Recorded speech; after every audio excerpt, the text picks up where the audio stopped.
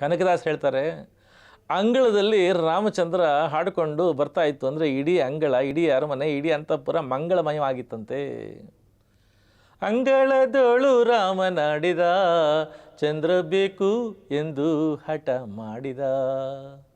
ಅಂಗಳದೊಳು ರಾಮನಾಡಿದ, ಚಂದ್ರ ಬೇಕು ಎಂದು ಹಠ ಮಾಡಿದ. ತಾಯಿಯ ಕರೆದು ಕೈ ಮಾಡಿ ತೋರಿದ, ಮುಗಿಲ ಕಡೆಗೊಮ್ಮೆ ದಿಟ್ಟಿಸಿ ನೋಡಿದ ರಾಮ. ಕಾಯಿಯ ಕರೆದು ಕೈ ಮಾಡಿ ತೋರಿದ, ಮುಗಿಲ ಕಡೆಗೊಮ್ಮೆ ದಿಟ್ಟಿಸಿ ನೋಡಿದ. ಚಿಣಿಕೋಲು ಚೆಂಡು ಉಗುರಿ ಎಲ್ಲವ ಬೇಡ ಬೇಡ ಎನ್ನುತ್ತಾ ಬಿಸಾಡಿದ.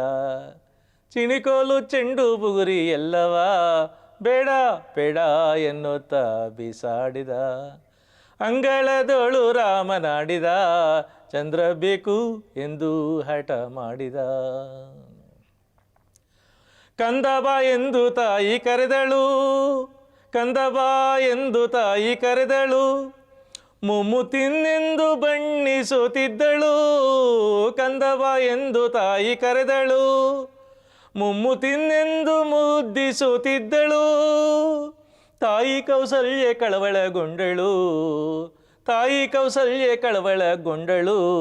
ಕಂದ ಅಂಜಿದ ಎನ್ನುತ್ತ ಇದ್ದಳು, ಕಂದ ಅಂಜಿದ ಎನ್ನುತ್ತಲಿದ್ದಳು. ಅಂಗಳದೊಳು ರಾಮನಾಡಿದ, ಚಂದ್ರ ಬೇಕು ಎಂದು ಹಠ ಮಾಡಿದ. ಅಳುವ ಧ್ವನಿಯ ಕೇಳಿ ರಾಜನು ಮಂತ್ರಿ ಸಹಿತಾಗಿ ತಾ ನೋಡಿ ಬಂದನು.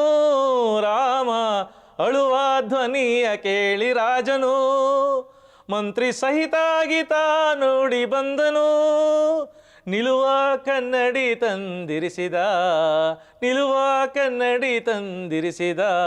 ಶ್ರೀರಾಮನ್ನ ಎತ್ತಿ ಮುದ್ದಾಡಿದ, ಶ್ರೀರಾಮನ್ನ ಎತ್ತಿ ಮುದ್ದಾಡಿದ.